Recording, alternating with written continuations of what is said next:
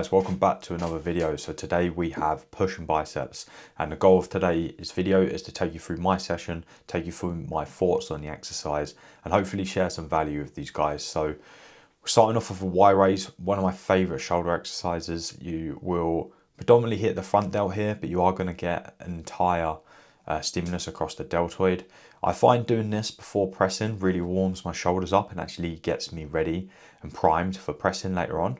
So I like to start with this. You can see I've got the bench flat. The reason I've got it flat is because if you have it on like an incline, all you'll notice is that your body will start to come away from the bench as you're trying to just get more leverage. So if you have been doing this an upright incline, I highly suggest you try doing the same but doing it flat, and you'll feel such a difference. So really good exercise. Delts are absolutely on fire after one exercise. So moving into the next exercise, I'm actually doing a cable fly. I'm doing this seated. The reason I'm doing it seated is because that's going to support my body, so I don't have to fight the weight just to hold my position, and then I can really just concentrate on contracting my chest. I'm actually doing a chest isolation first, and the reason being is chest is a weak point for me, guys. I've got a strong press, but I've still got a weak chest. So sometimes you need to take a step back. I've already got a strong chest, but if that's not making my chest grow, then I obviously need to connect with it more. So what I do is I actually start with a fly. And what I do, I'm getting loads of blood in the chest. And after this, when I go into an actual pressing movement, it's so easy to make sure that I'm actually using my chest. So I start with this fly here. I like this cable setup. Felt really, really nice. Got a nice pump. Next exercise shown is actually an ab crunch. I usually start with this, guys, but it was taken at the beginning of the session. So, we're not going to skip it. We're not going to leave it to the end. You've probably heard me say it 100 times, but ab training is important, guys. We all want good abs, but the problem is most of us don't train them, or don't train them well or hard enough. And when we diet down, they look shit, So usually I like to start with this, but unfortunately it was taken. But I thought, it was 3 after the fly, so I went on and just got some sets on this. What you really want to think about with an ab crunch like this, guys, is actually using your abs. And that might sound stupid, but so many people just pull the weight with their arms. If you can see myself there, you can see I was just holding it with my fingertips, and that's because I'm actually just trying to support that against my back and then crunch. Okay, so it's not an arm exercise. Moving into the next Smith press, one incline. This lines up really well for me. Trying to move a good amount of load here, still keeping it on the chest and still making sure I've got good control. So you can see, these reps aren't rushed. The set felt really, really, really good. I think I got a good set on 9 reps, which was actually 1 rep up, but you can still see what I'm aiming for is, 1 to 2 seconds on the eccentric and almost like a slight pause in the squeeze there. Next up, a little bit unconventional, but we've got the JM press, okay? A really hard, horrible, heavy tricep exercise. And I think a lot of us shy away from hard and heavy stuff when it comes to triceps. We might just want to sit on the cable, something comfortable, but this exercise works really good. It's going to load the triceps hard in that lengthened position, which isn't something you get that frequently on tricep exercises.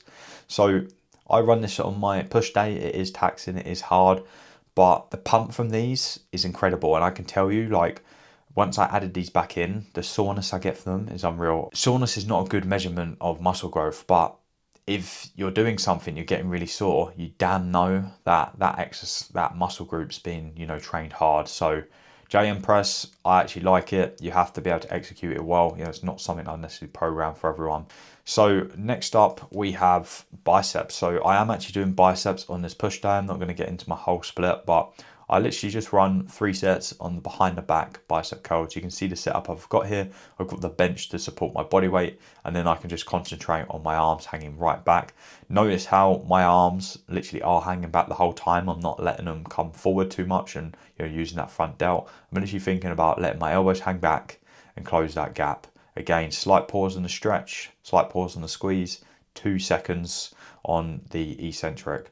And this is such a good exercise. You're really challenging your bicep in that lengthened position, which again, you don't get across all exercises. So it's good to, be able to do that.